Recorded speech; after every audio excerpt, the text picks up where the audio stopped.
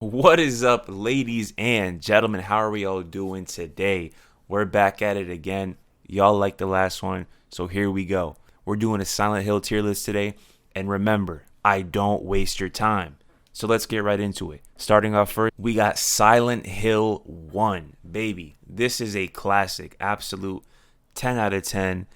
On the PS1, they had a limited amount of hardware to work with, and they managed to put out a masterpiece, dude. This game had a great open world. The town was pretty big for a PS1 game. In this game, you're Harry Mason. You get into a crash early on in the game. He wakes up from the crash and realizes that his daughter's not with him. He goes on a search the town looking for his daughter. He meets Lisa, who's a nurse. He meets Sybil, who's a cop.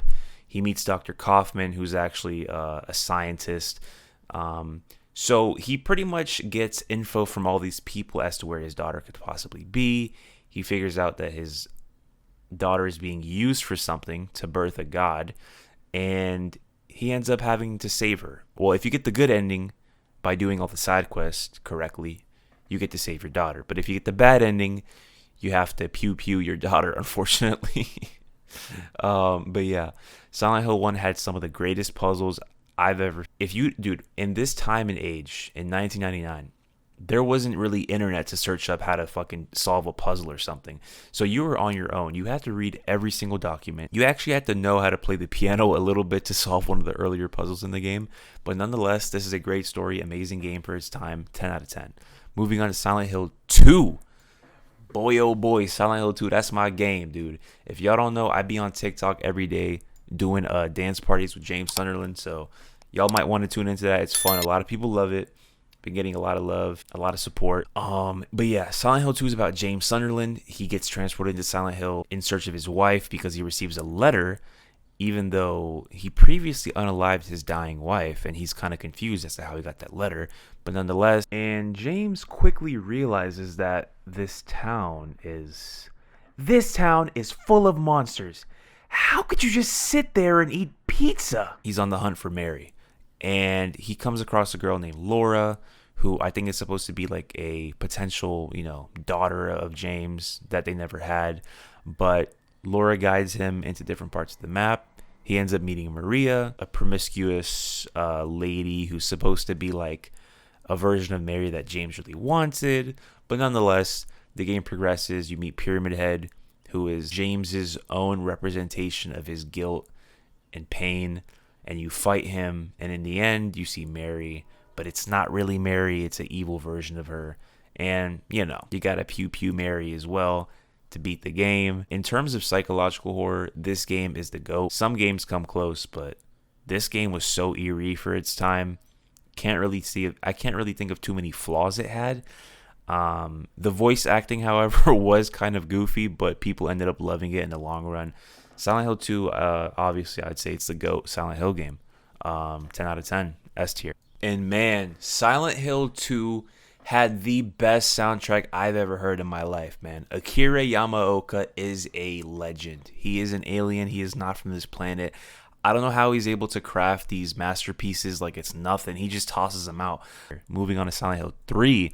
So Silent Hill 3 picks up on the story of Cheryl / Heather, which she likes to call herself, who is the daughter of Harry Mason in Silent Hill 1. So she goes on a hunt to figure out what happened to her dad. Game starts off in a mall. Some dude approaches her named Douglas trying to talk to her, and she ends up meeting a character named Claudia. Now, Claudia is a member of the Order in Silent Hill, and they're essentially trying to use Heather's womb, Heather's body, and birth a god, right? So Heather's not going for that shit, buddy. She ain't going for that. Heather is a complete badass, all right?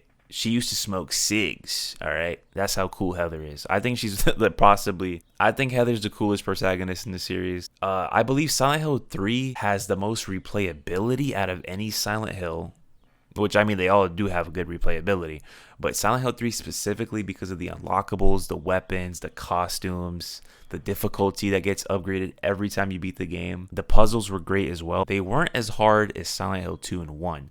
But nonetheless, Silent Hill 3 is S tier, and I know I'm putting everything in S tier, but this trilogy deserves it, all right? Silent Hill 4 The Room. Now, this one's going in A tier, bro, because I love this game a lot.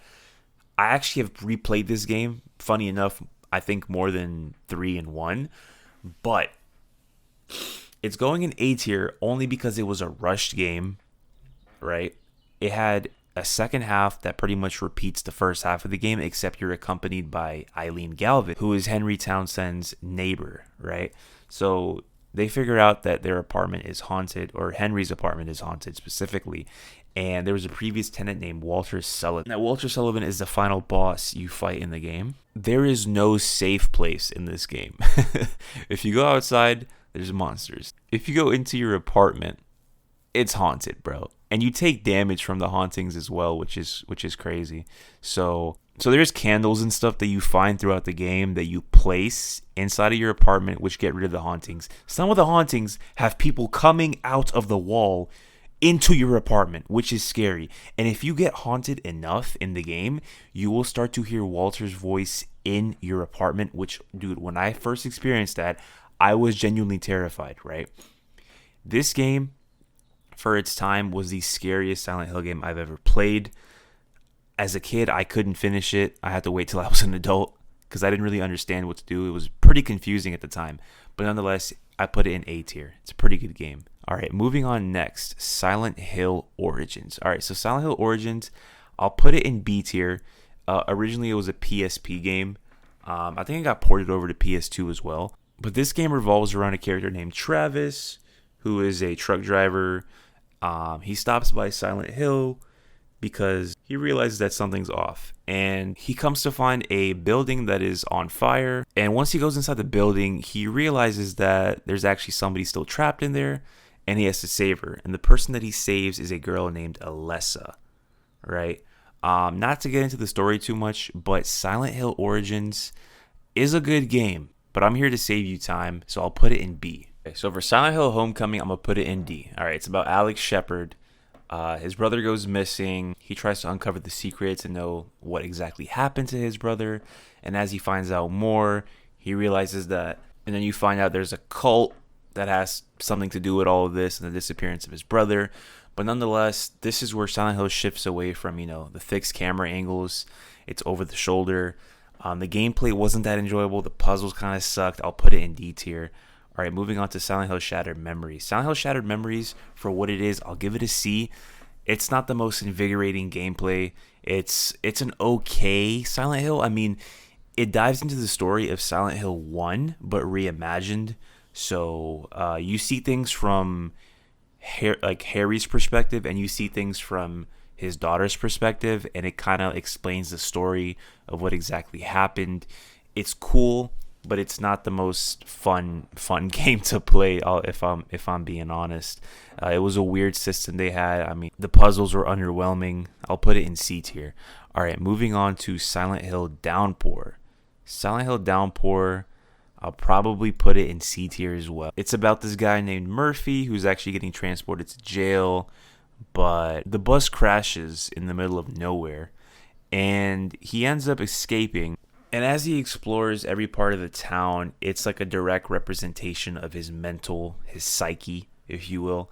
But I feel like this game improved the combat. The combat was definitely better than some of the previous Silent Hill games. The graphics were great. It was on the PS3. So I think Silent Hill Downpour had decent puzzles, to be honest. Not the best. The story isn't as strong as any of the other ones on top. But I'll put it in C tier because it's not the worst game. All right, moving on to PT, brother. PT is going in A tier just for the demo alone. But man, if we had the full game, this would be S tier, dude. Just off of potential, PT was looking like one of the best horror games they ever could have made. Obviously, the GOAT Hideo Kojima was in charge of this. So I'll put it in A tier. Not much to say. Great demo. Can't really play it anymore, but fantastic. All right, next up we got Book of Memory. All right, so Silent Hill Book of Memories, I'll put it in D tier. It's a PS Vita game, but it essentially involves you creating your own Silent Hill character, and then you're exploring the town of Silent Hill. You do revisit some old areas as well, but it's mostly new characters, nobody really recognizable. You kind of create your own story. I'll put it in D tier because that just isn't what we're used to from Silent Hill. It's not the most fun game to play. All right, next up we got Silent Hill 2 Remake, brother. This one is going in A tier. It's a great remake, don't get me wrong. It's just missing some elements of the fear factor, eeriness from the original Silent Hill 2. Obviously, graphics, you're getting the latest and greatest in graphics. It looks phenomenal. It is missing the Pyramid Head encounter in the apartment where you try to run away from him essentially in a small 4x4 room. Well, not even 4x4 because you're actually only able to run on like a L-shaped structure, but you got to survive that. And that wasn't in Silent Hill 2 Remake, which I was extremely mad about because that was one of the most tense moments you have in Silent Hill 2 OG. Also, the Pyramid Head fight isn't that good because of the combat in this game allows you to dodge and run away pretty easily compared to the OG. But the voice acting was great.